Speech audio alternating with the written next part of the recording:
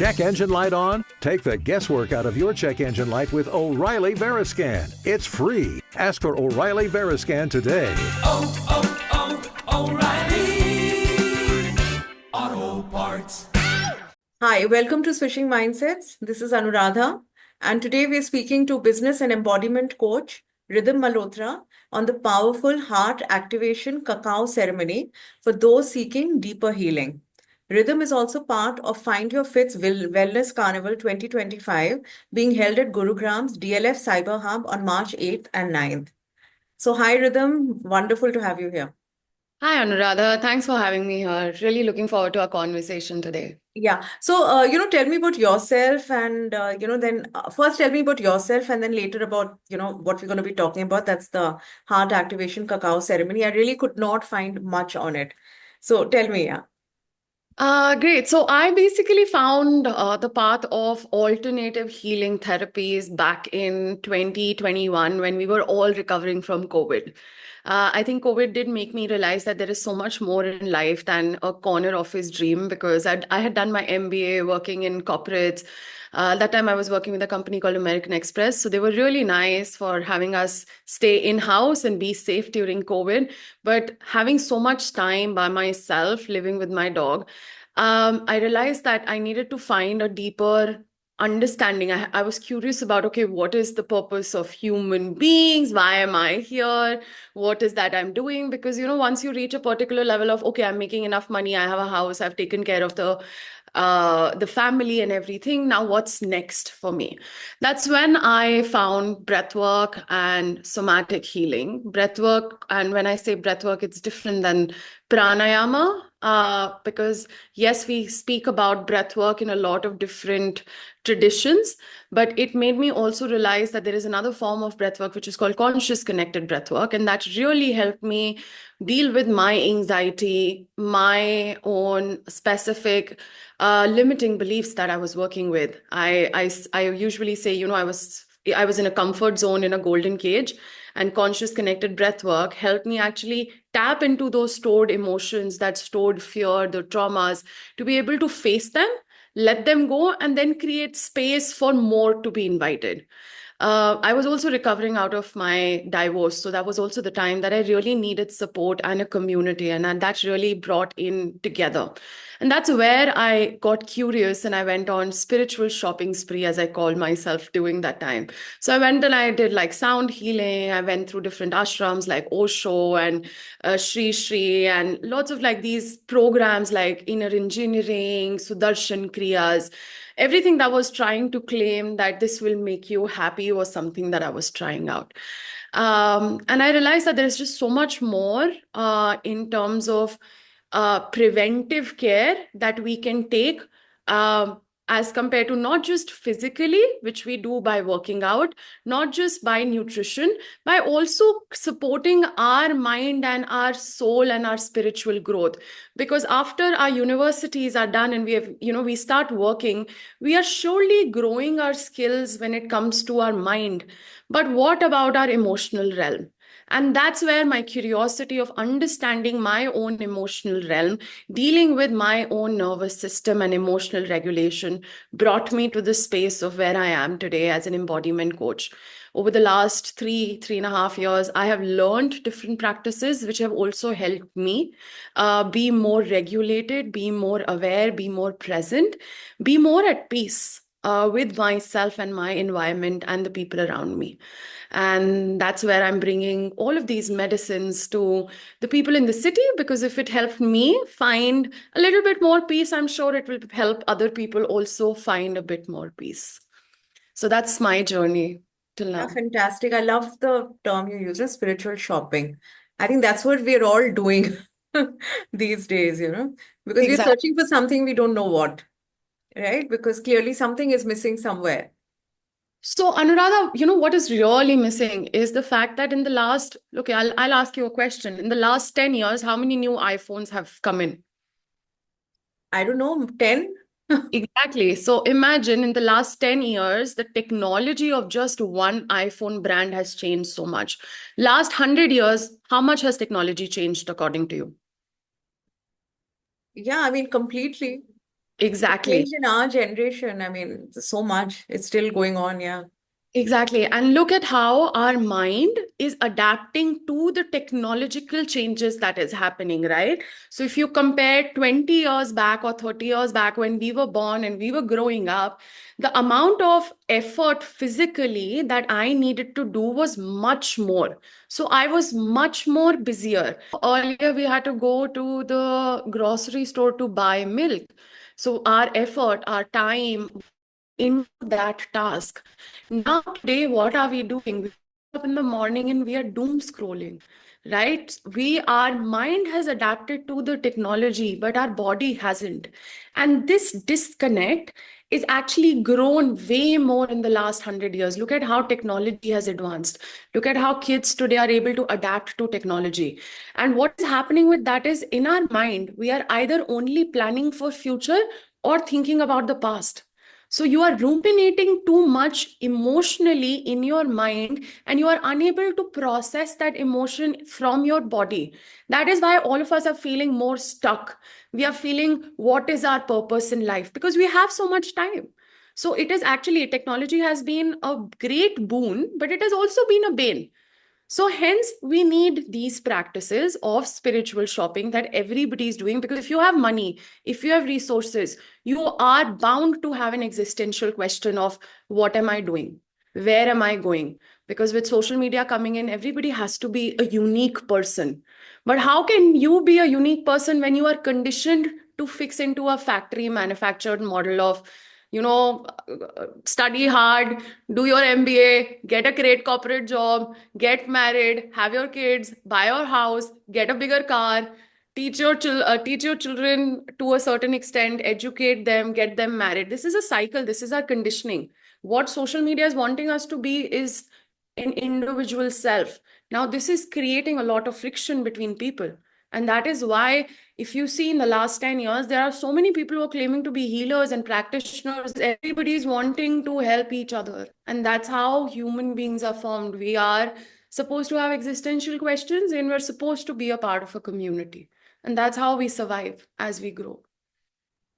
Yeah, absolutely. We have to stay connected with it comes with its own pressures, like there's a lot of stored emotions, this toxicity all around us. It's becoming more and more difficult to cope, because yeah, I mean, we don't have to worry about the day-to-day issues and survival and all that, but existentially there's a lot of struggle. So yeah, tell me, you came across conscious breath work, you said? Yeah. What is Conscious connected what is breath work. conscious breath work exactly? How is it different and how does it work? Okay, great. So if you've heard of the polyvagal theory or any kind of practices that talks about somatics, what is somatics? Somatics is a tool to be able to drop into your body. Rightly, like you said, right? We are always overthinking and we are always in the mind and we have a lot of stored emotions in our body because we are trying to intellectualize a grief of my lost father. I am trying to intellectualize my heartbreak. I am trying to intellectualize my bullying when I was a child. Unfortunately, all of this intellectualization cannot solve for the trauma that is stored in the body. To give you an example, if you have a snake that comes in front of you, are you going to stand there and think about what you're going to do, or are you going to run? Right? You're going to run Yeah. because that's your fight and flight response that is stored as. And when you look at the nervous system development, the fight and flight response is actually something that we have learned from our reptilian counterparts when the nervous system evolution was happening, right? So fear is actually a fight and flight response which is stored in your body, which is stored in your adrenaline gland. And hence, when you have fear or when somebody actually threatens your security, you actually feel trauma bonding and the trauma coming up and your anxiety coming up. And while that is happening, you can also notice how your breath pattern changes. So when you are angry, your breath is different. When you are sad, your breath is different. When you are happy, your breath is different. So if you start noticing, your breath holds the pattern of your emotions. And hence, with conscious connected breath work, what we do is we breathe in a certain way. When I say we breathe in a certain way, we breathe in a circular manner wherein we remove the gap between our inhale and exhale. We do it for 45 minutes in an extended format, and it helps activate your sympathetic and parasympathetic nervous system. So when you are activating your nervous system in this manner, you are also surfacing up stored emotions in your body. So you are not intellectualizing it. You're not sitting with a therapist and talking about abandonment wound from your father. You're actually feeling that emotion of that abandonment. You're allowing yourself to feel that emotion, for that emotion to surface up, and then maybe that emotion to be released or transmuted. Because we are holding all of these emotions. We are not sitting and trying to release or transmute these emotions. This can only happen through body. It cannot happen through mind. And that's where I had studied in my graduation, I had studied psychology. Then for about 10 years in my life, all throughout my 20s, I was in and out of psychologists' offices because I had done my MBA. And I was like, listen, I know mental health is important, but I'm unable to find peace or groundedness. And then I found this practice of almost after 10 years of working with psychologists. And this practice within a year and a half, made me actually quit my sleeping pills and anti-anxiety pills. In a year, I had stopped taking my medication, which I was taking for 2.5, 3 years, because I was able to free up space from my body, from my fear response, from my fight and flight response, to be able to let it go, to be able to know that, oh yeah, that abandonment wasn't something that was done intentionally. It was something that needed to be processed, and I needed to learn. Oh, that grief that I had to process was something that I needed to process, but I can't hold on to it. And that's why if you see a lot of people have psychosomatic diseases. I was actually talking to my uncle yesterday, very interestingly, and he said after the loss of our grandmother, he started having eczema on his hands and legs. And he's a doctor. I have a family full of doctors. And I said, if I talk about the psycho-spiritual reason of you having eczema, it's because as soon as you lost your mother, your body started creating a layer of protection, because you have lost somebody who used to keep you safe and secure. You used to have tea with her every day in the morning for the last 55 years. So imagine now your body because he said, I went to all the dermatologists and nobody could help me. I said, come, let's do a breathwork session together. Because it's just your body's response to create a safety net around you now that you have lost your mother physically. So we do have all of these psychosomatic diseases that start surfacing up if we don't end up processing these emotions. It is very essential to do circular breathing with a practitioner, because what a practitioner is doing in this case is creating a set in a setting which is safe. So when the emotions are surfacing up, there is somebody to hold that space for you. And hence, this is like a therapy. This is a therapy. I should not say even like a therapy. This is a therapy that you do with a trained and a certified practitioner. But please don't come with an expectation that one session is going to solve for things. It does take anywhere between 6 to 10 sessions based on what you are working on to be able to resolve or at least transmute that particular energy that is stuck in your body. Yeah, so Rhythm, I'm just curious. You said that, very interesting that, it works physically. It's not really something that you Yeah. intellectualize. So when you're going through the 6 to 8 sessions with a practitioner like such as yourself, so is there do you also get into the deeper layers of what's troubling the person? Is there a lot of talking? How does it work? A lot of breathing? What is the procedure?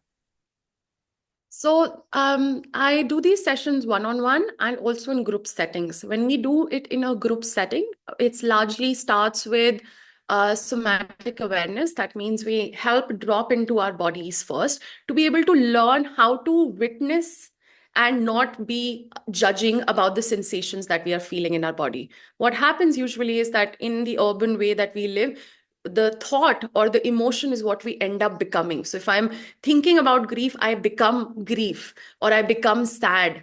So the idea here is to be able to create awareness in the body to start with without judgment. So that's what we start with. Then we get into a space of a bit of movement, because it's also important to tune into your body with movement so that that energy starts flowing in. And then we get into a conscious connected breathwork session for about 45 minutes to an hour, followed by sound healing and integrative expressive arts to be able to integrate the experience that the group has had. When we are doing this as a one-on-one session, like you asked, I would usually recommend 6 sessions. And in 100, and because we do the session, every session is for about 2 hours. We start the session by again dropping into our body, followed by, yes, more deeper conversation. Because if you look at it, everybody around us have 5 adversities in our lives. The 5 adversities starts with work, money, relationship, health, and sexuality. All of our human beings' problems actually fall into these 5 adversities. And all of these 5 adversities lead to some core fears, like the fear of being rejected, the fear of not having enough value, the fear of abandonment, the fear of not having security and safety. Now, these are very core fears, like how our nervous system is also very, or our physiology is very corely aligned with each other. You have 2 eyes, I have 2 eyes. Similarly, our fears are also very similar. So the intensity, maybe my fear is the fear of abandonment and your fear is the fear of rejection. But it is, the fears remain same. So the idea is by the end of 6 sessions to ensure that the person has their own internal agency, their own internal resource to regulate their nervous system. So next time they have a boss screaming on them, they are able to take a few deep breaths and regulate themselves instead of just having that response of anger or sadness or rejection come up. So instead of having your nervous system go up in spikes, you are able to create a sine wave where it's going in a more smoother manner. Yeah, that's nice. So you're like responding rather than reacting in a situation. Yeah. Exactly. So you are responding instead of reacting. So we can also add in things like ice baths, which I usually would start doing starting next month because you're waiting for the Delhi season to get better. But ice baths is a good way to also build your own resilience. So in the 6 sessions, we start with obviously having somatic exercises. We drop into speaking about what are the core woundings we are working with. We then enter a breathwork session depending on the person's need. Not everybody needs a fast activating, super releasing crying session. A lot of people also need down regulation. How can I be more calmer and peaceful? So depending on the client, I would adjust the breathwork session for them. We would end the session with an integration practice. That could be an art, movement, really depending on how and what the person needs then. And then we add in the modalities. So it's very personalized in way of how we work with the client in this space. Yeah, that's great. And you know what you're saying, just tell me if I'm right. A lot of the times, we're not feeling our feelings really. It's just numbed, we're just going about our day, rationalizing and just moving on. It's like no, there's no time to sit down with it. That's what Hmm. it is, and we considered weak if you sit down and you're in tears or you're just taking a whole day, not taking phone calls, not going into work because you're depressed or just feeling low about something. So half the time we're like, no, no, no, we must be strong. We must take these things in our stride, even the smallest or biggest of traumas, right? We just move on. So yeah, I guess it's nice to take the time to feel all those feelings and let it go on, you say let it transmute in whatever way it has to be done. Absolutely, Anuradha, because if you don't do that, you are living in a feeling of stuckness. I have so many. I was one of them, really, wherein I'm like, I want to take that holiday, but I'm unable to take that holiday. I want to say something to this person, but I'm unable to say it to the person. I want to quit my job and start my own business, but I'm unable to do that. I have to tell my mother-in-law, father-in-law, my mother something, but I'm unable to express my true self. We are stuck because we are unable to process the emotions that we need to process.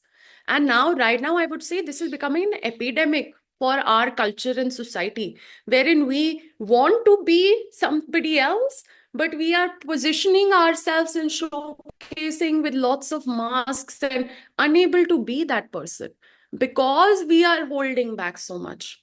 Imagine if we live in a society wherein everybody is sensitive and vulnerable and authentic, wherein your authenticity and my authenticity is appreciated, where somebody coming and just holding my hand is not seen like, oh my God, this person is probably trying to hurt me, but seen as a help, a connection. So I think it's just about also seeing, okay, where are we right now and where do I want to go? Because if you do not process these emotions, you will be 40, 45, 50, 70, living with all bhare hue, like I know so many of my grandparents or the people in that age who are now realizing, I wish I had lived my life differently. So today, with all of these tools, you can live your life differently if you take the ownership of your own life. The problem is that we are not wanting to be proactive about our own life, our own physical, mental, emotional health. People at 30, 35 are going to work out because they want to lose weight. Hello, you need to work out because you need to have strength to live a longer and a better life so that you don't have knee problems and back problems. What about prevention is better than cure? Yeah, Yeah. true. And what you also said, our issues are pretty much universal. It centers around these few things, and all of us are battling the same thing. And yeah, we should take care of our health and also mental health. And not lose Exactly. sight of Mental. why we are doing it. Like if you're exercising, to live longer in a better way, not just to get abs because the next person is doing it.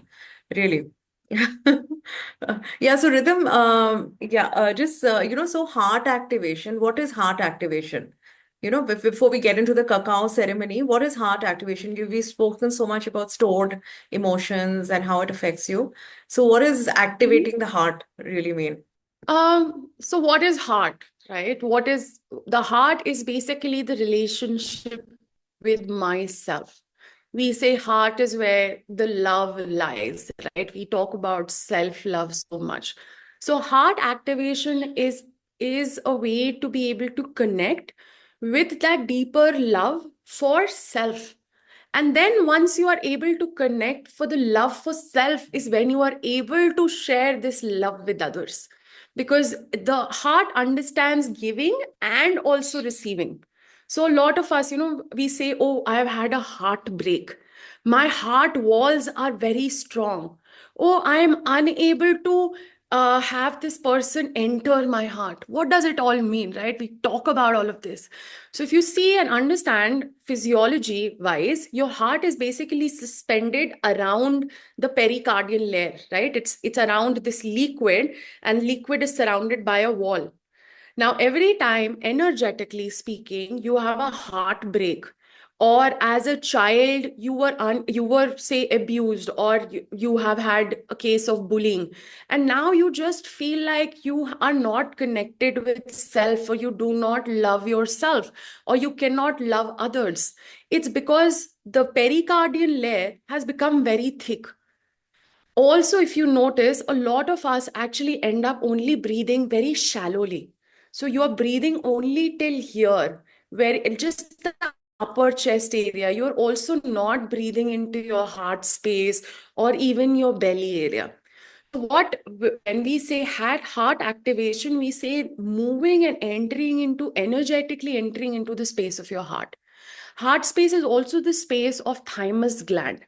Now, thymus gland is basically that hormonal gland which actually secretes the growth hormones in human beings. And the thymus gland stops secreting very high amount of growth hormones once we reach puberty.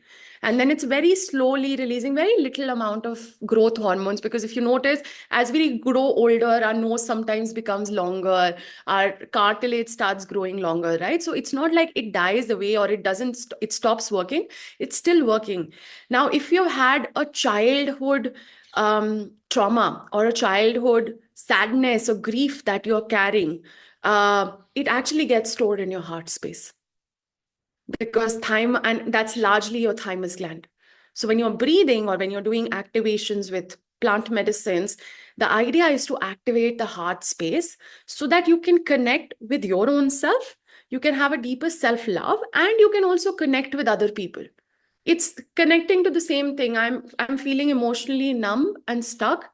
Heart is the space that's the most easiest for oneself to connect with if we just become more intentional in the practice.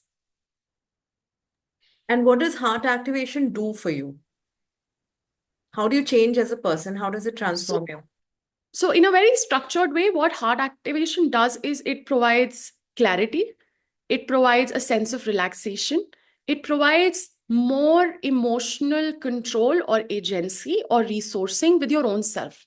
I would be able to take decisions for myself that I feel truly aligned with, and not because my mother said so, or my boss said so, or my husband said so, etc. It's truly what you want and what lights you up, that moment of certain excitement. But for that to even connect with, you have to be connected with your heart space, that space of deeper emotions, the space of deeper relaxation, the space of deeper clarity. And that's what heart activation is about. Yeah, so you're feeling things more, in all their glory, really. Is that what happens after a ceremony like this? Yeah, you're allowing yourself to be more open, to be able to receive and also give, if I have to say it. So you are opening that channel of what can I receive and what can I give. Now, That's what great. you receive and what you give is in your hand. Yeah. Yeah, because you're more open, because otherwise we all have our guards up. That's what happens really. So the heart activation Good cacao, one. coming to that, yeah. Have I got that right? Yeah. So how does that work? Because we've talked about breath work and activating the heart, how it works, etc. How does it all come together with sound healing and everything that you do? I mean, I'll let you explain. Lovely. Okay. So I was just coming to that while you were talking about it. So cacao is a great plant medicine to actually work with the heart space. Now, I would like to start talking about cacao first before I get to what the ceremony is going to be about. But cacao contains theobromine, which increases circulation gently and stimulates the heart. It also creates a sense of openness, not in a way of the overwhelming space, but in a way that it allows your emotions and insights to surface naturally. It is also different from caffeine, which speeds you up and makes you feel jittery. Cacao works with the body's natural rhythm, helping you feel present, connected, rather than wired. Now you would ask me, okay, Rhythm, what is the difference between a cacao and a chocolate, right? That people, or cocoa that people are anyways using. So a ceremonial cacao is actually minimally processed, meaning it retains more natural compounds. It comes and is produced in small scale forms, usually in the regions like Guatemala, Peru, Ecuador, in the Native American space. Also, in the Native American world, it used to be, or by the indigenous people, cacao used to be called as the food of gods. Like the Mayans used to actually trade with cacao. So imagine cacao used to be that popular and important during that time.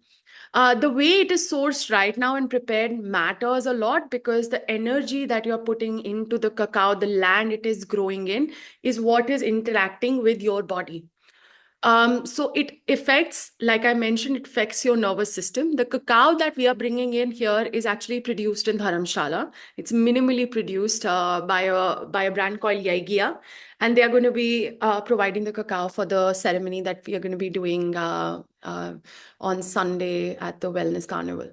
Now, having said that, what is heart activation ceremony with cacao that we are going to be doing? It starts with intention setting. Now, in the world of thinking too much, this is a tool I would like to share with people. Set an intention for every day, because intention, where the intention lies, the action happens. So hence, we totally believe that when we work with any plant medicine, cacao being one of them, we start with intention setting. even before we make the cacao. So the cacao is made and brewed with vegan milk, with some honey, with some cinnamon, and some cardamom. So that also, while we're preparing the cacao, we are setting an intention for it to open the heart, for it to help people process whatever they need to process, whatever they need to, not what we are trying to set up. So what cacao does by setting the intention, by preparing the cacao intentionally, it helps bring whatever is present for us on the surface, whatever needs to be explored to the surface. We then drink cacao very slowly, very mindfully, engaging all of our five senses with the cacao, allowing time for us and for our body to feel the cacao drink. And from that moment, we get into different practices to activate that medicine in our body. So we activate it through breath work. We also activate it through movement and also sound, so that people can drop deeper into themselves, like not from the mind, but from the felt sense of the body. In a very structured way, it also supports whatever comes up. We also let whatever emotions or clarity or purpose that needs to come up, allow it to come up. We do end the ceremony with an integration circle, because it's very important for people to know that they're not alone in the journey. So this is about how the ceremony as such flows. It does have lots of moving elements, and it also really, it's not just me holding the space, it's also the group of people that come together who hold space energetically, and then build the ceremony from there. Okay, how long does this take? So see, the ceremony really depends. Like right now, the ceremony that we're going to be doing at the Wellness Carnival is about 40 minutes. But we could also do, I've done workshops where cacao, breathwork, and sound has been for 3.5 hours.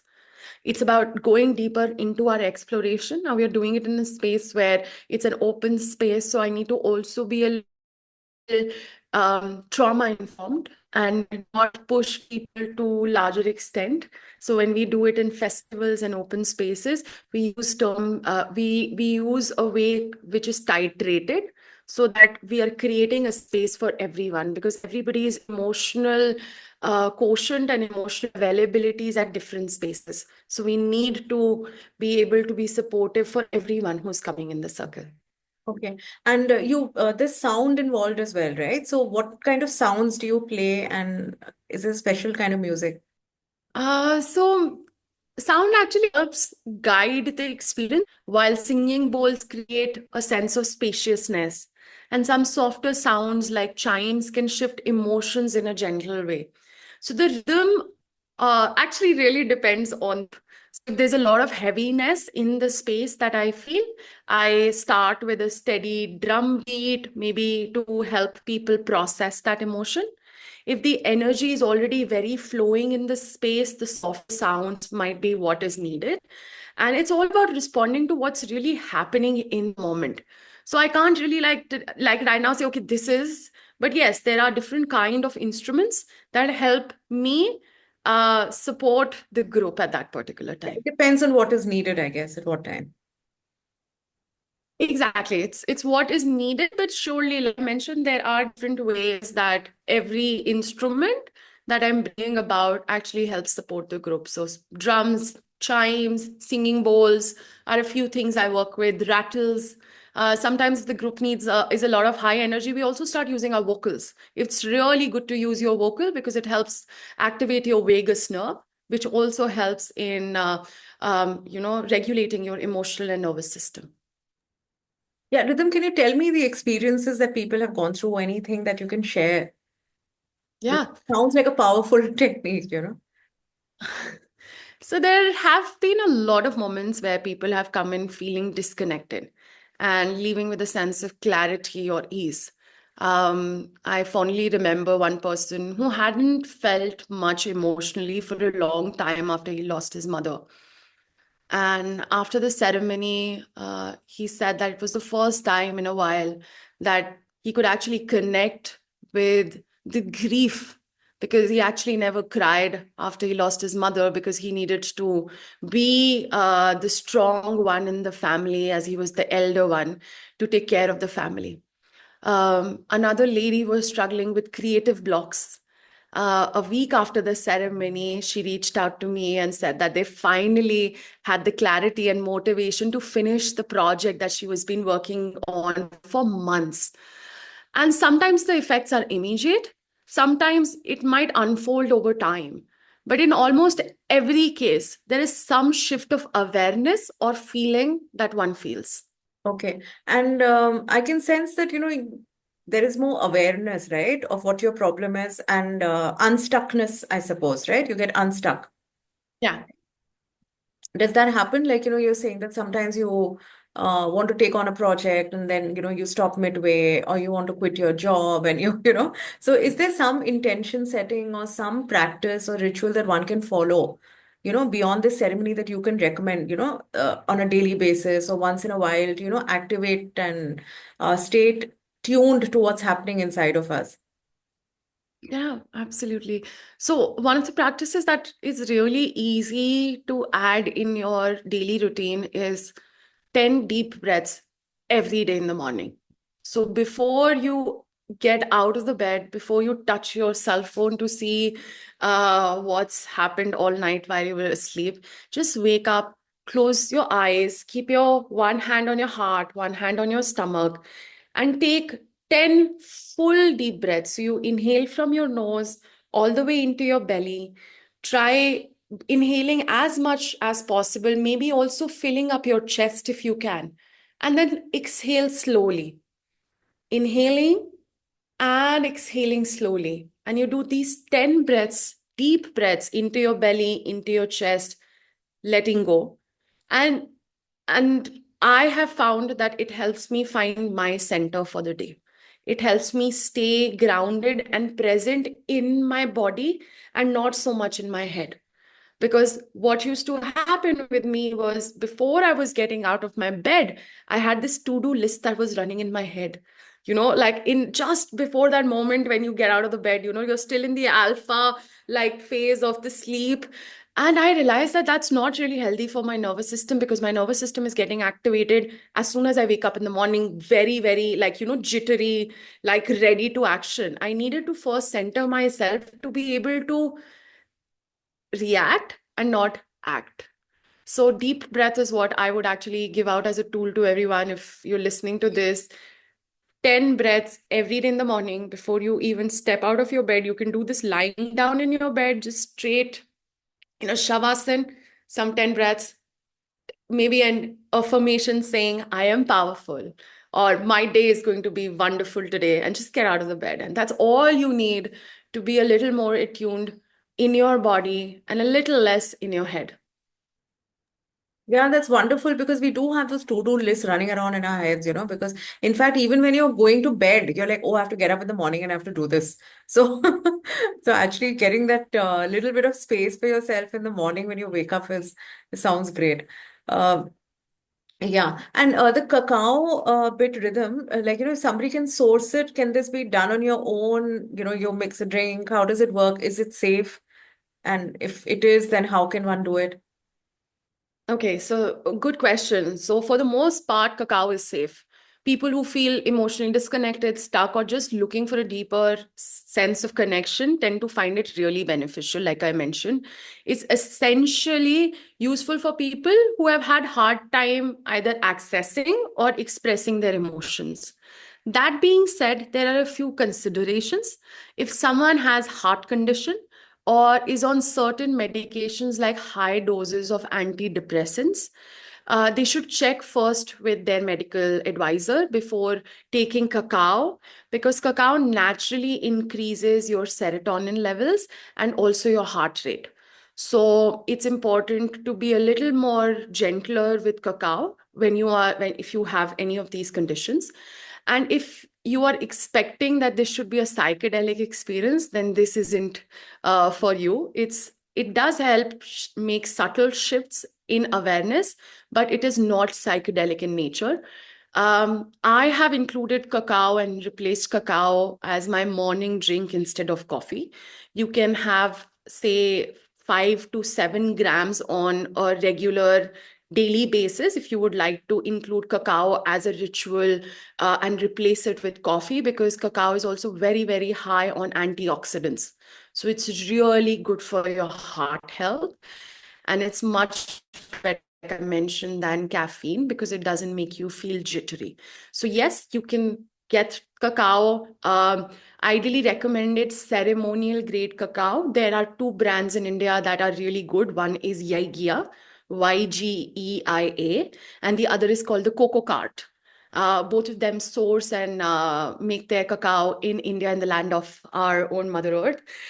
So we can source from either of them, and you can use these cacao. You can also add, now these days there are lots of these herbal mushroom powders that have come in, like reishi and chaga, that are also really beneficial. You can also add a bit of chaga or reishi to improve focus or concentration and make it a really nice healthy drink.